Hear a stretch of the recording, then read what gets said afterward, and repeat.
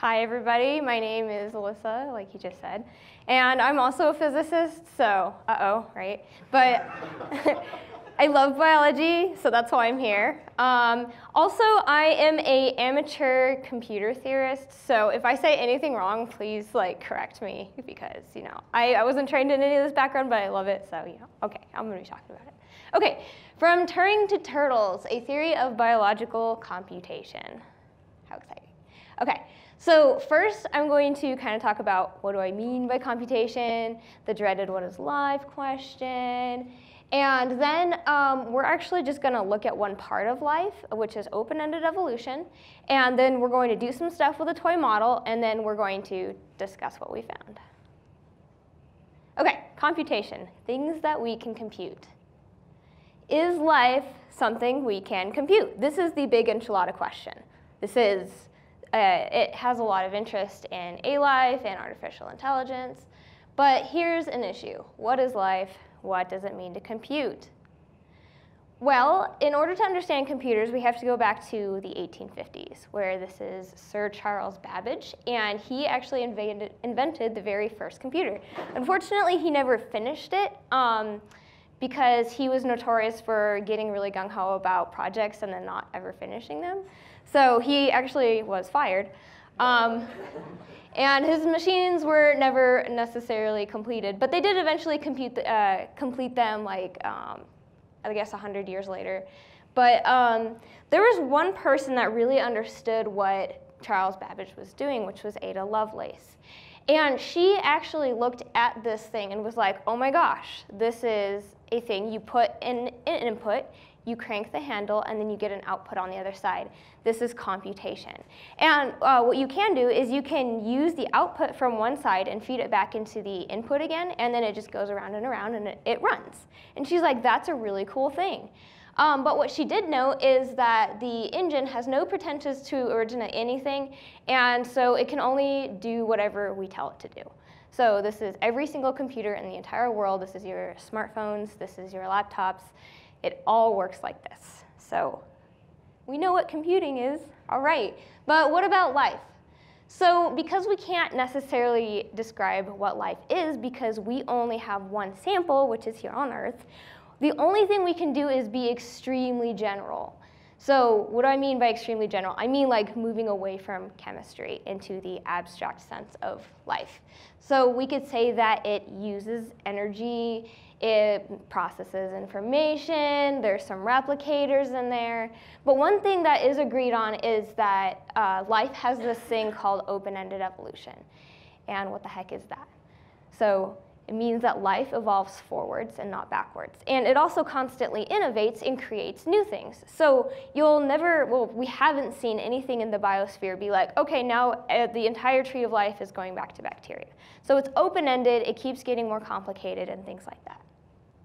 So the general sense is if we can compute things like open-ended evolution and we can compute things like process information and replicators, then maybe we can compute life after all. Okay, so let's learn a little bit more about open-ended evolution because that's the thing that I want to try to compute, right? So in the open-ended evolution community, there is a big consensus on what it is. And this is a summary. There's ongoing innovation and generation of novelty. It's unbounded, it's constantly being complex, and it's a defining feature of life. But the issue is that these things aren't necessarily quantifiable. Like, what does it mean to be innovative? And what does it mean to be complex? All those kinds of things.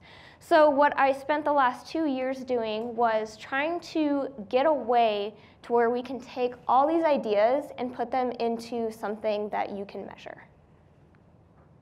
So merging these definitions, because I like computers and I'm interested if we can compute life, I'm going to focus only on finite and deterministic systems. So that's something that uses ones or zeros or some sort of alphabet, and there's no stochasticity whatsoever. It's completely deterministic, just like our computers. So one of the first things that you may or may not learn about with dynamic systems is the Poincare recurrence theorem. Basically, it just says if you have a finite deterministic system like your computer, it's guaranteed to always come back to the beginning. So what does that mean? If you have a really simple computer, so pretend you could see your computer as black and white squares, right? If you just ran that thing, it's just always going to repeat. So you're always going to get repeating patterns because of the Poincare recurrence theorem. There's no way around it whatsoever. And of course, because you have the same patterns that are repeating, it puts a cap on the complexity. So already we're sad because we can't type into a code of life and then really cool things will pop out. But what we can say is if we want something that's unbounded evolution, it's going to have to break the Poincare recurrence time. So that's all we're saying here. So if you have something that breaks your Poincare recurrence time, it's probably unbounded evolution.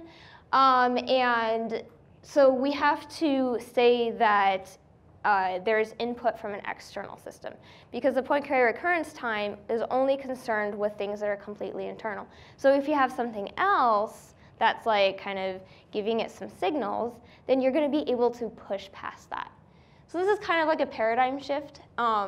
So now we have to have a notion of an environment, and we have to have a notion of like biology or an organism or something. So that can get a little bit strange, because when you look at a picture like this, you kind of say, okay, what's the environment?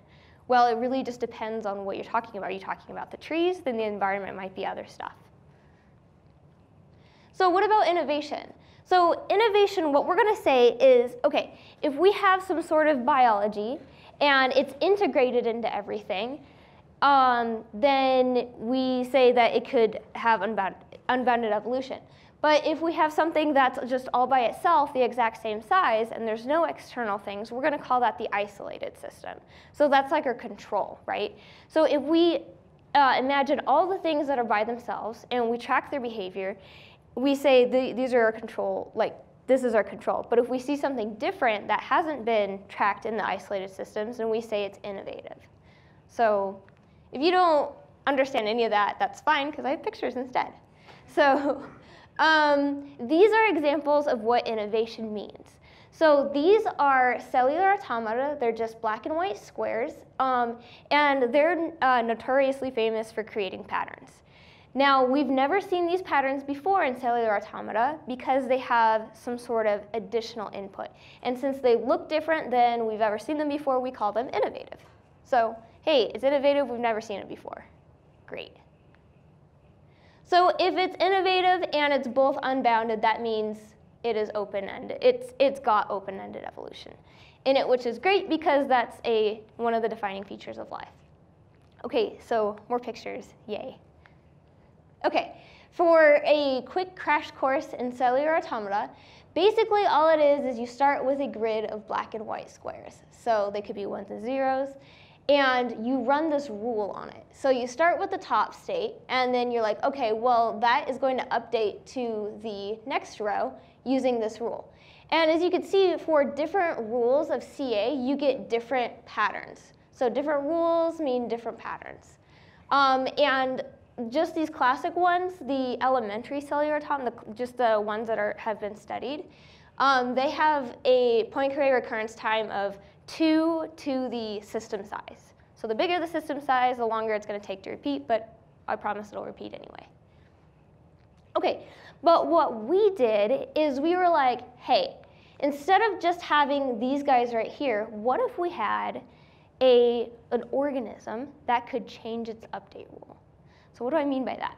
So what if we had an organism or a biology thing, and it's over here, but it's got an environment, a separate environment? And what if we made them interact in some sort of way? Would we get organisms that are open-ended? Can we break that Poincare recurrence time? And we were like, oh, that's like an interesting question. So there's so many different ways these two can interact, but we just picked 3 of them. And the first one is a lot like biology. So if I'm a biological organism, I'm not just going to be obeying some sort of fixed law. I'm going to take information about what I'm doing and information about the environment to change my behavior. So probably I'm hungry, right? And I'm like, oh, I'm so hungry. That's information about myself. But if I see a food truck over there, that's information about the environment. So I take those two things of information and I change my behavior to go get myself a sandwich. So that's what's happening here. You get your organism, it's taking information about its current state and also taking information about the environment at the same time and using that information to change its update rule. So that's this thing up there. So it doesn't just use one, it can pick and choose between all possible update rules. So in terms of computation, bringing this thing back again, it's almost as if the environment is being dictated by one Turing machine, and it just does its thing, right? The organism is also dictated by a Turing machine, but it has a second Turing machine manipulating the first one. So it's a Turing machine on top of a Turing machine. And this meta Turing machine is using information about this Turing machine and this Turing machine to, in turn, change this Turing machine again.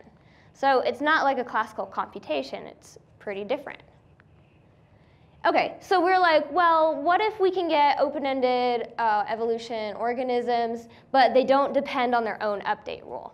So what do I mean by that? Instead of like having the organism affected by its own state, like if I'm hungry, I'm only affected by the environment. So the environment, in this case, is dictating everything that I do. So no filter at all, right? So you have your Turing machine here, and then your Turing machine here. And this Turing machine is only using information about that Turing machine to change this Turing machine. It's still a weird kind of computation. And then case 3, what if we just did something random? Because randomness is fun.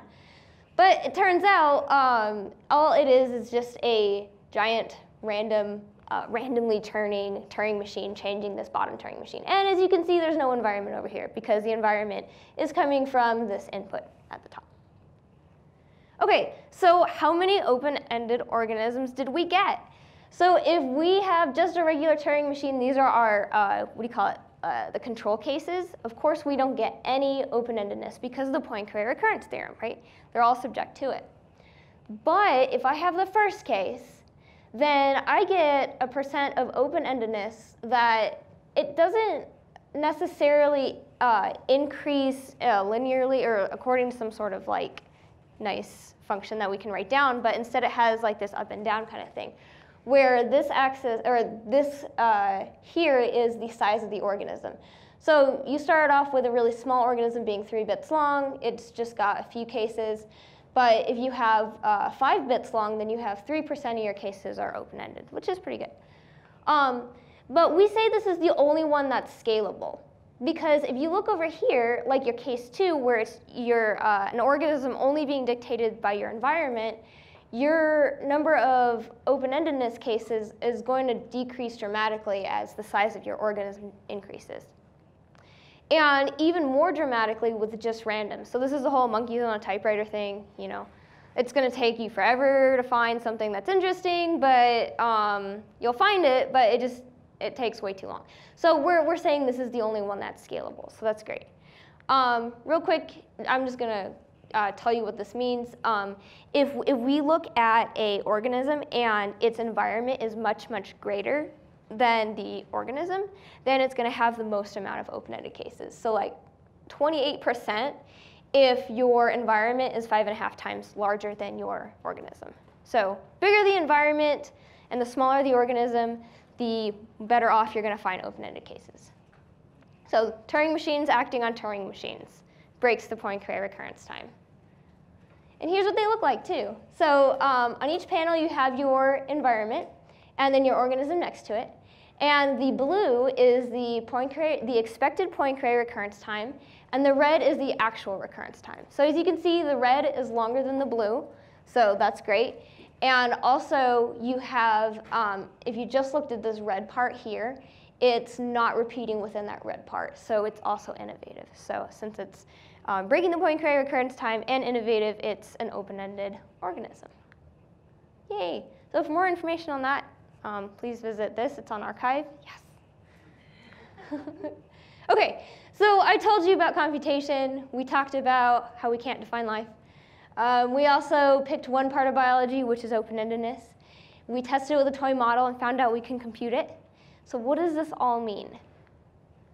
Discussion. Lies! All of them lies. I'm just kidding. Not all of them.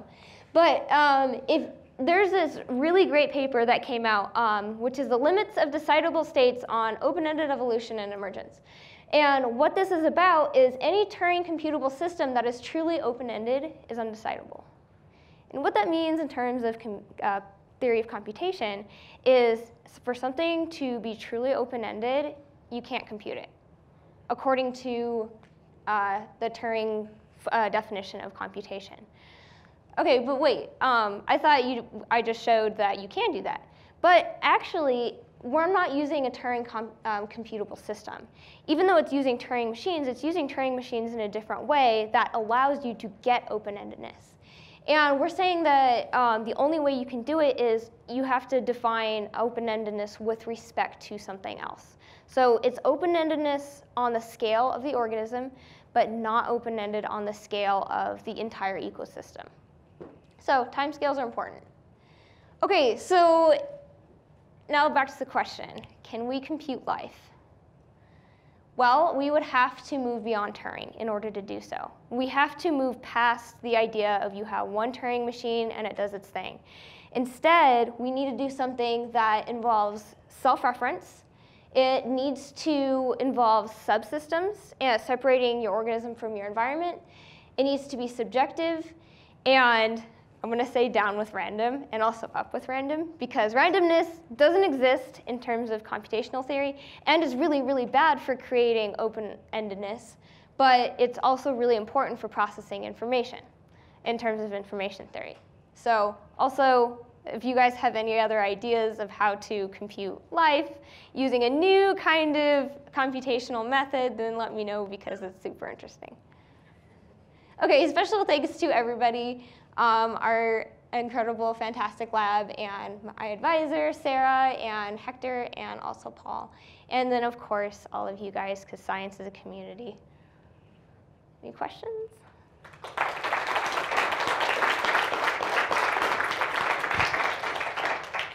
Turtles? Yeah. Where are my turtles? Well, there's turtles all the way down, so you'll find them.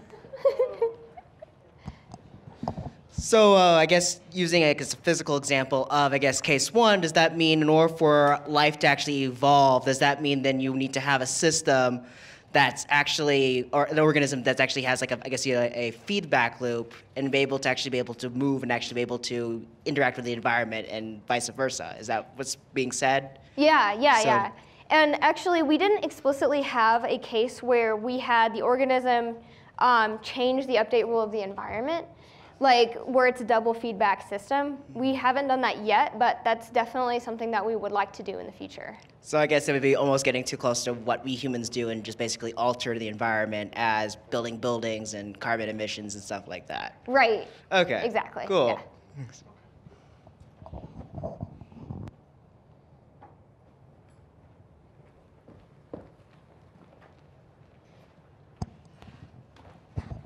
So if you're, as you just mentioned, changing the update rule of the environment, and the environment has its own little Turing machine, in terms of this open-ended evolution sense, could you have the environment exhibit open-ended evolution? That's a really great question, and I love that question so much because it really challenges what's an environment, because at least for us. Is the Earth alive? Yeah, exactly. And I think of an environment in when you partition up a system into subsystems, it's almost like where do you call the environment? And I think the answer is you can't necessarily call the environment in very many places. Like this room isn't it's biology. Like we made this. These are things that we have done. This is things that biology has computed. But yeah, I definitely think the environment should be open-ended too. I think that's a really great thing to measure. Cool. All right, thank you again, Alyssa. It's now poster time.